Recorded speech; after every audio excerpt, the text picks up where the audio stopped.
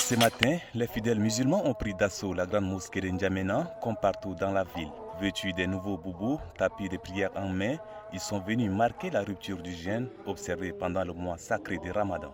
Durant cette période, les musulmans se sont privés de nourriture, d'eau, du lever au coucher du soleil. Et le président de transition Mohamed Idriss Déby Itno et d'autres hauts cadres du pays n'ont pas aussi dérogé à la règle. Tous ont répondu présents à la grande prière de l'Eid al-Fitr. Cette prière qui réunit des milliers de fidèles musulmans s'est conclue par des vœux de paix, de sécurité, de concorde, du vivre ensemble entre les Tchadiens. Franchement, nous souhaitons que peut-être ça soit un peu facile que ça, parce que ce n'est pas facile, ce n'était pas facile du tout. Donc le souhait est que l'ensemble des Tchadiens doit vraiment se réunir pour changer les choses. Bonne fête à toutes les populations tchadiennes, musulmans, chrétiens. Je vous souhaite bonne fête. Pour le Tchad, pour que le Tchad prospère, que la paix arrive au Tchad, que le Tchad avance comme les autres pays. Et tout ce qu'on souhaite, c'est le brassage des Tchadiens, qu'on va quand même au moins dans le rond, et qu'on marche ensemble, main dans la main. Mes meilleurs vœux à tous les Tchadiens et Tchadiennes. Moi, l'essentiel, je veux la paix dans mon pays, le Tchad. C'est ça l'essentiel. Par ce geste et quelques petites retouches finales, Mama Kadidia, mère de famille, se rassure que tout est fin prêt pour accueillir parents, amis et voisins qui passeront comme à l'accoutumée. Juste après la prière, c'est toute une chaîne interminable des visiteurs que reçoit Mama Kadidia en ce mot de souhait.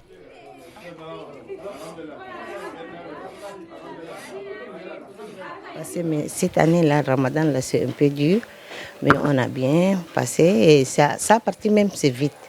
Maintenant, alhamdulillah, voici mes frères et mes sœurs, toutes les familles, on est ensemble, on doit fêter avec les enfants. Mais on a un peu petit mouton comme ça, on va manger avec les enfants parce que la fête. Et pour les vœux, Haroun Omar a préféré venir avec presque toute sa famille. Si tu as déjà fêté, il est important de rendre visite chez tes voisins, frères, amis et la famille, puisqu'ils seront heureux.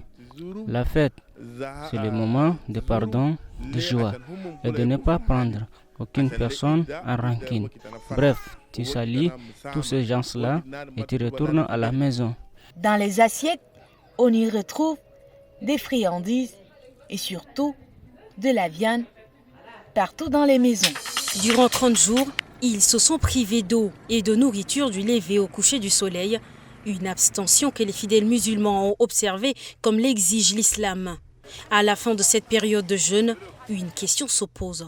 Dans quelles conditions les Tchadiens ont-ils observé le Ramadan? Notre difficulté, c'est le problème des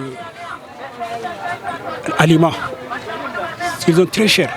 Ce n'est pas comme l'année passée. Surtout la glace là. Oh là là, je ne sais pas. Maintenant, l'année passée, là, on a acheté glace à 100 francs même. Mais cette année-là, un glace de 100 francs est devenu à 500 francs. Tout est cher. Tout est cher au marché. En plus, il n'y a pas d'électricité. On a jeûné tout le mois sans électricité. Au marché, tout est cher par rapport à l'année précédente. Cette année, c'est comme si le Tchad a battu le record jusqu'à 50 degrés. Ça, c'était la semaine surpassée. Et ce n'est pas facile. Ça n'a pas du tout été facile. De l'autre côté, nous avons le manque de l'eau, de l'électricité et les glaces, les barres de glace qui arrivent jusqu'à 8000 francs. C'est vraiment très pénible. Mais c'est Dieu qui nous donne la force. Au Tchad, les musulmans représentent plus de la moitié de la population, soit environ 55%. Ces rencontres se soucient d'une seule chose, la paix. Et elles interviennent juste quelques jours avant le lancement officiel des campagnes électorales. À travers elles, les membres du CONAM voudraient que les campagnes et les élections se déroulent dans la paix la plus absolue. Pour cela, ils attirent l'attention des leaders politiques sur leurs responsabilités. VTR. Cette initiative qui intervient juste au lendemain de la signature du Code de bonne conduite par les 10 candidats retenus pour la présidentielle du 6 mai est pour les leaders politiques une initiative louable. Et nous pensons que véritablement tout un chacun doit se préparer doit préparer sa campagne, doit préparer ses militants pour que les choses se fassent conformément à l'esprit et à ce qui est contenu dans ce document que vous avez signé. Toutefois, le directeur de campagne du RNDT Le Réveil, Mbaye Golmam Sébastien, recommande au CONAM d'aller faire le même travail auprès des partis du président de transition et celui du Premier ministre, mais aussi auprès des autorités traditionnelles qui, selon lui, affichent un comportement qui ne favorise pas la paix en période électorale. Recommandation que Tamita Didingar, président du CONAM, par ailleurs président de l'Association des autorités coutumières et traditionnelles du Tchad, a bien noté. Elle est la seule femme en course. Ce n'est pas pour la première fois que Lydie Biassounda affronte les hommes aux yeux. L'ex-ministre de l'Enseignement supérieur a d'abord défié le maréchal du Tchad Idriss Déby Itno à la présidentielle du 11 avril 2021. Fort de ses expériences, celle qui a hérité le parti de son père rêve d'être la première chef d'État tchadienne. Présidente du Parti pour la démocratie et l'indépendance intégrale, la fille de Biassounda Ndjebare Julien est une fédéraliste farouche. Elle avait appelé les Tchadiens à voter un État fédéral au référendum du décembre 2023. Une position qu'elle a défendue fortement au dialogue national inclusif et souverain. Et c'est avec cette même philosophie qu'elle s'aligne à cette présidentielle. Et pour ce qu'on croit, on doit se battre. Quand on vit, on doit se battre et faire en sorte que le rêve qu'on nourrit soit une réalité. Le jour où nous allons arrêter d'aller aux élections, ça veut dire que nous sommes en train d'enterrer notre vision d'une société fédéraliste. Titulaire d'une maîtrise en sciences naturelles et de 2 DS en agroalimentaire et en planification du développement, Lydie Biassounda compte facto sur la gente féminine qu'elle représente et les fédéralistes pour gagner cette élection.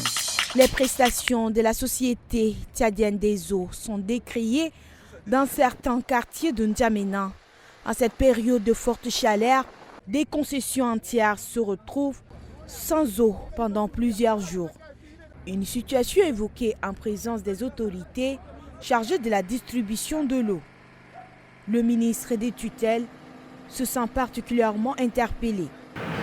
Vous savez, depuis la gratuité de l'eau accordée par le président de la République, la demande est forte.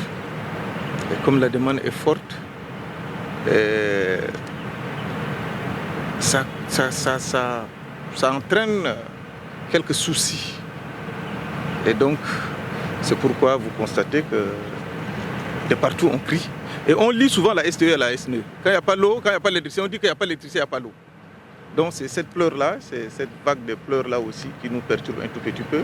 Donc, mais j'espère globalement que des solutions vont être trouvées et que très rapidement la STE, avec l'équipe technique du ministère, vont se mettre ensemble dans une conjugaison des forces.